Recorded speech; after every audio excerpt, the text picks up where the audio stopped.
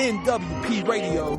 You're listening to NWP Radio, a production of the National Writing Project. NWP. NWP Radio. Hey everyone, it's a new year, 2025, and another season to strive, drive, and thrive within our National Writing Project traditions. Woo, woo. I'm Brian Ripley Crandall, co-host of The Right Time, and I'm entering tonight's show a little chagrined. Jerry, my barber at the Fade Factory in Stratford, Connecticut, is booked until next week. And that's a shame because there's nothing like the days after a fresh cut. And with another 365 days upon us, I was ready to look somewhat fresh as we bring together a writer and an educator to discuss rituals, storytelling, narrative, and memories. Howdy, Tanya. How's your hair looking these days, the year of the snake? Well, Brian, I really can't believe you brought up my hair because it is not fresh and I have an appointment next week. So too bad we're not recording then. But anyway, it doesn't matter because I'm super excited to see the holiday season behind us and to be back to co-hosting our show. I'm Tanya Baker, the Executive Director of the National Writing Project, and I continue to be in awe that this production is over 4 years old. We have so many writers lined up ahead. But for tonight, I'm overjoyed to know that we have Keenan Jones, author of Saturday Morning at the Shop, and Adan, an educator from Syracuse, New York, with us for the studio, with us in the studio for tonight's show. How are the two of you doing? How you guys doing? I'm feeling pretty good. I'm good right now. Yes, I am thrilled and I'm doing good. I mean, definitely snowing out there. It's super cold. But other than that, you all share that Syracuse and Minnesota, man. Yeah. Yes. All right, so I'm going to introduce Keenan Jones, is an author who currently resides in Plymouth, Minnesota, who spent his childhood in Gary, Indiana, in South suburban Chicago. He comes from a family of educators, pastors, athletes, and musicians. After suffering a career-ending injury while playing basketball, Keenan pursued a career in education, serving as an elementary school teacher before returning to his passion of writing. As an author, Keenan believes that literacy can inspire young people to dream and strive for greatness. He is committed to providing every child with the opportunity to immerse themselves in great books. Keenan writes stories that reflect the beauty of Black culture in America and aims to create representation in children's literature.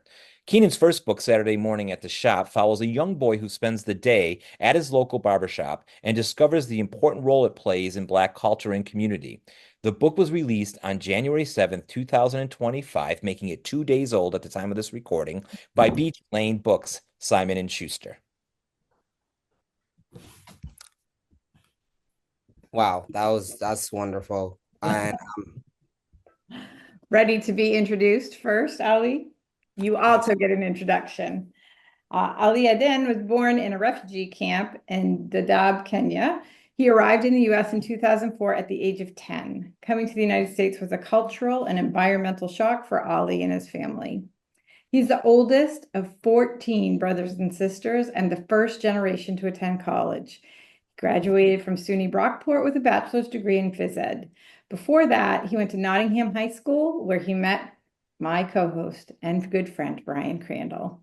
Brian became a mentor and a guide in Ali's life. He introduced books, poetry, and writing that helped Ali express himself and stay focused on his goals. One of his greatest experiences is working at Ubuntu Academy and the Connecticut Writing Project with Brian. Currently, Ali is a fifth grade teacher at Delaware Primary School with a passion for inspiring young learners and a focus on fostering creativity, critical thinking, and a love for learning.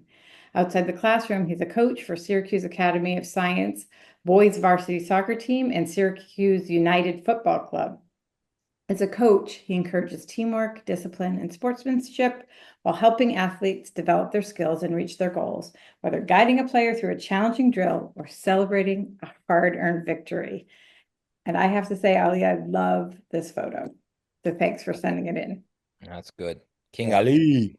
thank We're you. going to welcome you to start us off with a writing prompt in case people want to stop the recording and to do a little bit of writing. We do that in the National Writing Project tradition, but we go on with the show right after the prompt for those people who aren't ready to write right now. So Ali, what's your prompt? So the prompt today is that I just want you guys to think about a place that is important to you. uh, or a friend, a family, or even in your community, who was there? Who, what does it sound like, this important place that you're thinking of right now? What does it look like? What does it smell like? And what happens in that place? And what do you think make this place so special? Nice. I've got lots of those. So I'm going to sign off and let the two of you have a wonderful, incredible, great, spectacular conversation. Okay, Keen. So it's wonderful to be reading your book. It definitely brought a lot of different memories for me as I was reading it. Connecting with the character myself, remembering the first time I went to a barber shop myself. Um, coming to the United States at a young age and going into the first barbershop for the first time, it was just incredible. So reading your story was just super powerful for me.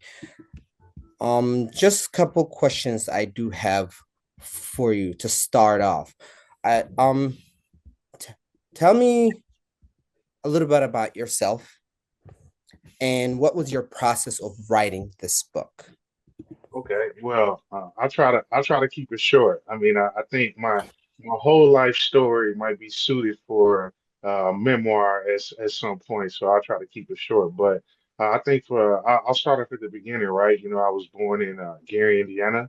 Uh, and shortly, at around age of 4 or 5, my parents were just seeking other opportunities. My father worked for Ford, and so we moved right across the border. If you know Gary and Chicago, they're right next to each other, right? Like sister cities.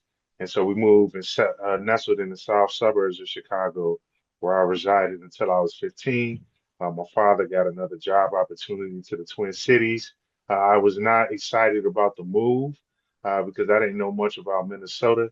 But as soon as I stepped foot in Minnesota, I met people from Chicago. And so, the Twin Cities are just full of people from all over the country, all over the world. And so I had a career, I had a great high school basketball career, went on to play college basketball at various colleges across the country.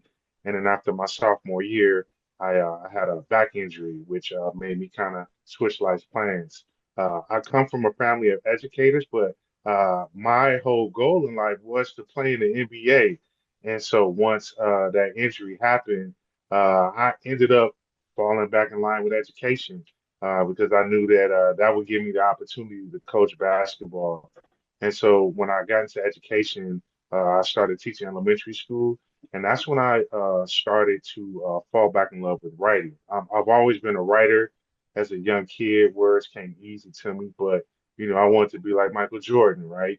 And so when I started teaching elementary school, reading children's literature, I started noticing the lack of diverse representation in books. So I started, just kind of writing my own stories. And obviously, we can't be teachers of writing if we don't write ourselves.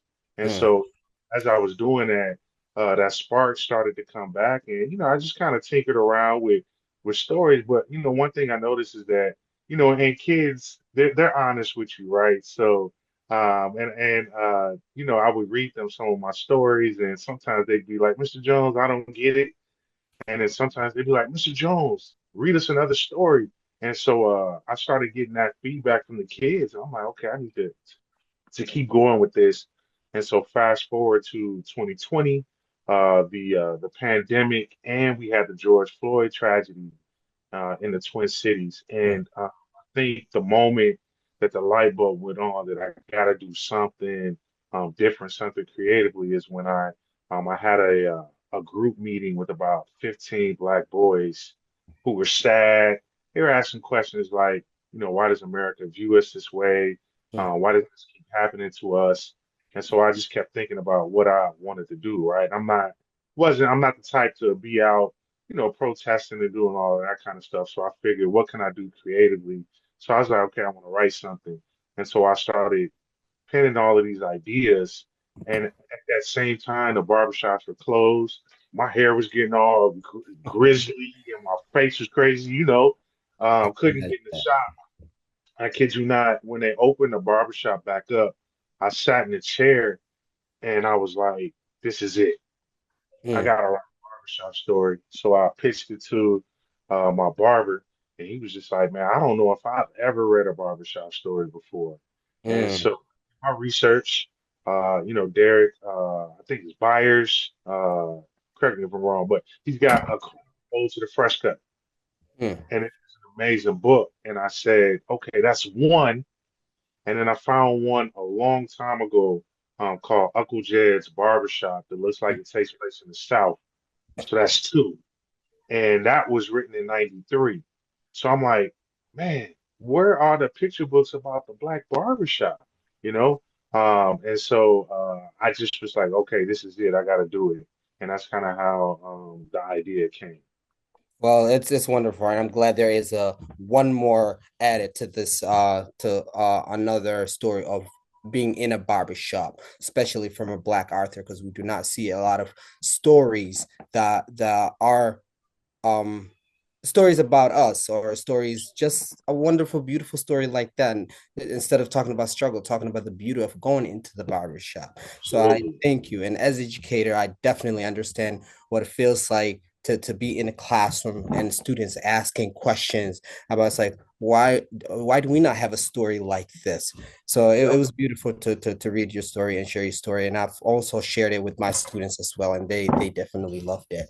So kind of continuing on with that question. I was gonna ask of why um what set you to write a children's book? Maybe if you want to share that with me. I know you probably said something about it, but I just wanted to kind of hear it again. What set you to write a children's book? Well, I mean, again, kind of like your world, right? I'm a creative person, right? And I love illustrations. And so I think that's why, I just kind of gravitated towards writing children's books. And you know what else I like about children's books too? It's they're short, Mm. but every word has meaning to it, right? And then there's also kind of this poetic feel to it. I'm a child of hip hop, so I kind of like short and snappy, poetic figurative language. And so you find that in a lot of picture books, and then you pair that with beautiful illustrations. And for me, I just gravitate to it, and it's just something that I just wanted to do. I just want to focus on writing picture books and to catch young people early on as they're trying to find themselves in the world, but then also find themselves in books and becoming readers themselves. Well, the illustration did a wonderful job just portraying the different um perspective of being in a barbershop, talking about the history of being in a barbershop as well. The music, the vibe that happens in the barbershop. It was just like wow. And most importantly, I love the pictures that were behind the characters while they were talking and cheering in the football game or the game that's happening. It was just beautiful to see all the illustration, and the words were simple, but they were also powerful. Absolutely. So great job on that. Um, Another question I do have for you as well is that, so the character in Saturday Morning at the barbershop feel incredibly authentic. Can you share your process of developing these characters and ensuring that they felt grounded in their environment? Yeah. So if I talk about myself, right, I'm someone I'm authentic, right? That's just kind of how I carry myself every day. And so when I was thinking about the characters of the book, I literally sat down and I created like a character list. And so I started just thinking about all of the people in my life that were influential. I do have the picture of the lady, the mom who very much could be my mother, my auntie, my grandmother. So I started thinking about all of those people, in terms of like how they looked, and their care for me and how they took care of me. But then in terms of like even the young boys in there, those were my some of my school friends, right? And so what I did was I just did a real deep character dive. I took myself back to that moment of time of the shop. I went back to my childhood and I just started thinking about and writing everything that I can think about those specific characters, from how they look to how they move, their age. And so that I think that's really why the characters are very authentic, because those are real people. And Mm. I took a lot of time in trying to make sure that I captured them perfectly within the story. Well, you sure did capture them perfectly in the story. And what was I would say the most challenging part for you writing Saturday Morning at the Shop? You know, honestly, uh, I think the most challenging part was waiting for it to come out. Mm. So not knowing much about the publishing industry first, right? I was able to get a fellowship and I learned some things, but I'm thinking like, okay, maybe 6 months. Okay, I could deal with 6 months. Okay, maybe a year. But this was a 2 year process. So I think for me the most difficult part was just waiting for it to be done and waiting for it to come out, and understanding it. I didn't understand that there's so many pieces that come and play, especially when you're with one of the big five publishers, right? They're not gonna rush anything. But I knew that I had something great, and when I got the first illustrations back, even the skeleton illustrations, it was just kind of like, okay, I think we got something special. So for me, I think the biggest thing was just like the time and waiting for it to hit the shelves. Yeah, especially when it's an exciting story like this. It's like, okay, I want it out there. Get Can it we out. kind of make it a little quicker? So Yeah. absolutely, I could understand that for sure. Um, Great story. So what are what were the main themes you wanted to explore in Saturday Morning at the Shop, and how did your personal experience influence the story? Yeah, I think some of the one of the main things was obviously, like I said earlier, right, was the black boy joy, right? Wanting to show black men and boys in a positive light, right? And I'm not saying that the media doesn't, but oftentimes we aren't portrayed in a positive light as much as we should be, right? And so during that time period where black men and boys were feeling defeated around the country, I just felt like I wanted to do something uplifting for black men and boys. I think the second piece was the power of community. Just to your second part of your question, right? I grew up in Gary, Indiana, South suburban Chicago. I got Southern roots from my family, and it's all about the village, right? That whole notion of, I could think back to elementary school. My third grade teacher lived down the street from me, right? And so if she caught me doing something crazy, she had full permission from my mama to grab me by my ears, Oh yeah. drag me back to my house, drop me off, let me know what I did wrong, and then it was all love. And so I really wanted to show the power of community, and then the power of community and spaces and places that are everyday, right? And so, you could think of the barbershop, right? It could be the local corner store. It could be the laundromat. It could be the library, or even the school, right? These spaces and places where communities reside in positive ways to uplift each other.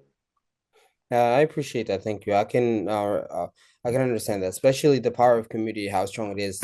Even within my own life, in my own culture as well. I was born as in Africa, and let's say it's the child is raised by the village. Yes. So you do one thing wrong, the whole Yep. village, the Ha, ha. community that's around you is coming Um, after you, making sure yeah. like you're not doing that again. So, and I With don't know love. if you yeah, I don't know if you see that as much anymore. So to see that within the book was just beautiful. Be like, yes, we understand the power of community and how that is important, even within the school system, like the Absolutely. parents joining in, the kids, the staff, Yep.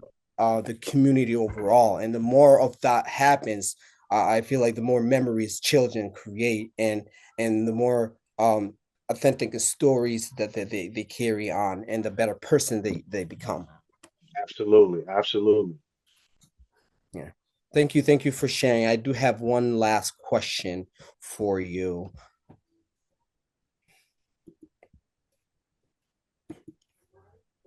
So what do you hope readers to take away from Saturday morning at the shop? Is there a particular message you aim to convey? Yeah, I think one of the there's a lot of messages, but I think the one thing is I'll come back to it, right? Is that the power of community and us being together to uplift and empower young men, right? And just not even young men, young people in general, right? We are in some crazy times right now, and I think what we got to understand is that our children are the future, and it's going to take all of us, right? The barbershops, the churches, the schools, the police officers, all these folks who reside in communities to make sure that our young people are safe, regardless of the circumstances and what they have going on in their lives. So I just think it's important that we make sure that the community raises and uplifts our young people as best as possible because we're in some crazy times. So we got to do what we can to preserve and nurture these young geniuses that we have coming up. Thank you for sharing um your story. I do wanted to just go back to just two more questions if that's okay. Absolutely. Um I work with young writers and thinkers, and what advice do you have for them? Um do you have for them to tell their stories? Why does such writing matter? Yeah, I mean, because words are powerful. Stories are powerful. Stories change lives, right? I've been doing some research, really trying to find out about why the written word was put on this earth. Like I'm literally looking for documentaries, found a documentary, and I just think that they were put on this earth for a reason, right? And Mm, so I think that we should embrace that and allow young people to know that your story could change someone else's life. It can empower someone else, and it's your story. And we were all made different for a reason, right? That's why we're unique as humans because we're different.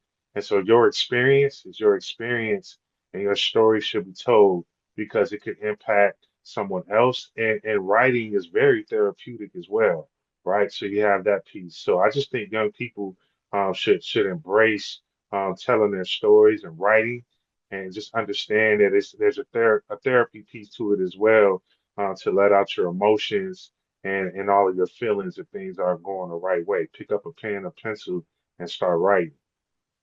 mm. Yeah, for sure. One of the great parts of Saturday morning is how all of it seems relatable, no matter like what family you grew up with.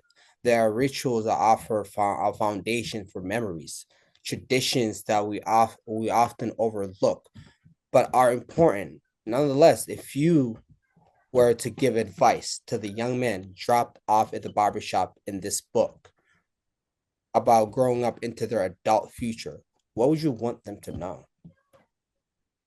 You know, listen, listen and be humble. You should be always making sure that you're taking in the context of what we call the elders are saying to you because they're trying to help you out.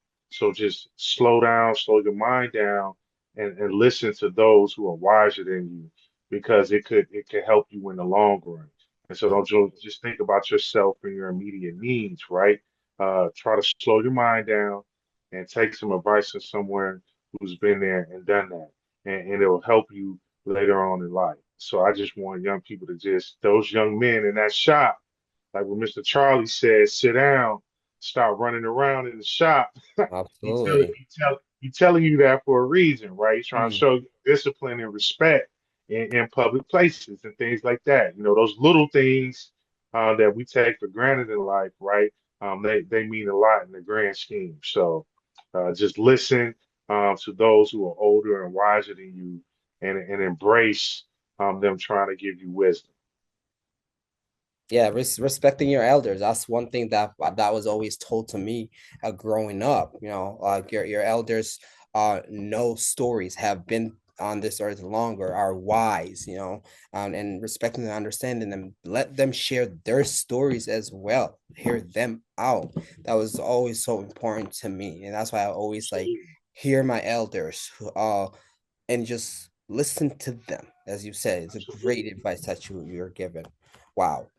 I'm just kind of overjoyed just hearing you talk about your process, hearing you talk about just the book and what it means to young black men's and women's, people of Absolutely. color.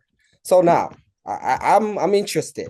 What project are you working on right now? And what's next for Keen Jones? Okay, I can't say too much, but I do have some things in the works. I'm continuing on with books showing the perspective of young black boys in the power of community. And so, I just feel like I want to continue on that path and that theme. So I have some things in the work to continue to uplift young black boys and also show the power of community. And then, right now it's just about getting out there, um, school visits, school visits. I'm open and ready to go everywhere right now. I'm getting Absolutely. some really cool inquiries from people from around the state of Minnesota in the country. So, and I just want to continue to spread my joy and passion for literacy and just try to empower the next generation. I feel like I'm blessed to be able to have this platform now. I didn't think that this was ever going to be something that I would do, right? I always knew that I wanted to do something impactful, but to be able to use my story to influence and empower other people, I'm ready to just put it out there and to help as many children as possible around the country. So that's what I got going on right now. I'm super excited for you, and thank you so much for just sharing your story. And I can't wait until what's next for Keenan Jones. Yeah, I appreciate you. Shout out to you, man. Elementary school teacher. We need more black males in an elementary classroom. So I'm sure your students they just love to have you and good luck. And so you guys in the soccer season right now? I'm for yes, so for Syracuse United, we are it's a year round because it's a club team. Oh, okay. Oh, so But my high school soccer will come back in the fall. That's okay. Oh, so you guys are in the fall too, right? Y'all cold too, so I'm sure y'all got to start in the fall. yeah, yeah. So I'm all year round coaching right now and teaching. So it's been a Oh, thrill, wow. honestly. A lot has been happening for me for 2024, and I'm excited to see what 2025 brings. Now I got something for you. When you gonna write your book, your story? Oh, that's a good one. That's a good one. That's funny that you ask because you're not the first to ask I me can that. tell it's in So there, man. I mean, it's in there. I mean, and where are you from again? What country again? I was born in Kenya. That's okay. So that's man. You gotta write that story, man. It's coming. It's in the plan in the future for sure. Okay. But it's definitely gonna take some time. Yeah, But I appreciate that. Thank you. absolutely. I'm going to jump in here right now because I can tell you that Ali, who I know is wordy, but he's Ali, has been writing since at least when he was a freshman in high school because he attended a Writing Our Lives conference with Marcel Haddix now at Madison. And it was a rainy Saturday, and he did a poetry workshop with a man named Cedric. And he came out of there with a poem that he worked on over and over again that a kid from Newhouse, Syracuse University did a video of it, which I still teach in all of my classes because it's Ali's poem, but it's so beautifully shot. And I'll send it to you afterwards, Keenan. It is it Ali has always been meant to be a writer. He's always been a storyteller, and he's a community organizer, just like you. And he gives of himself for children, right? And I want to shout out, this is my quote, and this is what we need to put on the back of t-shirts. We can't be teachers of writing, says Keenan Jones, if we're not writing ourselves, Absolutely. right? We have to find we have to help kids find their way into the world, and we do that by modeling the ways we find ourselves in our world, and that is through sharing story and being phenomenal communicators. The Black Boy Joy, the power of community. This is going to be a show that can be shared in so many classrooms so that young people can see themselves on the screen, see the success of writing, to see the importance of literacy. So I thank you both. Appreciate it. Appreciate it. We always leave with a writing prompt, so I'll save my last words for after that. But Ali, do you want to take us out with this writing prompt? Absolutely. Now that you've heard of Keenan Jones talking about how he created a picture book about a barbershop, think about what you might create to share your important place with an audience. A picture book, an essay, a poem. What might you best represent this place to others in a way that captures its importance? That's a great prompt. I think if people could take it up with a lot of energy after reading Keenan's book, but also listening to the two of you talk about it. What I take away from this interview tonight, Ali, was your enthusiasm for this book and for books that represent the joy and beauty of young Black men in their lives and their communities, and how we just need more of them. So thanks for your enthusiasm as an interviewer too. I'm going to stop sharing my screen. Brian, it seems like now it's just the two of us. So Yeah, well, they're in there. They're in there, but good night. I think they're giving us the space to close out our show, That's which so the two of lovely. us, but they're welcome to be on as you say, wow, this has been a great show. Wow, this has been a great show. What a great way to kick off 2025, and for us to get the opportunity to interview the author 2 days after the book hit the shelf. That's so exciting. So as always, listeners, thank you too for being here. We hope that you love this show. We hope that you love the writing prompts, and we hope that we'll see you, because we've got amazing shows lined up for 2025. Thank you again, Ali. And if you are still there, Keenan, thank you as well. It was a great pleasure to be I able to appreciate hear you about so your much. work. NWP Radio. You guys have a good night. To NWP Radio, a production of the National Writing Project. NWP.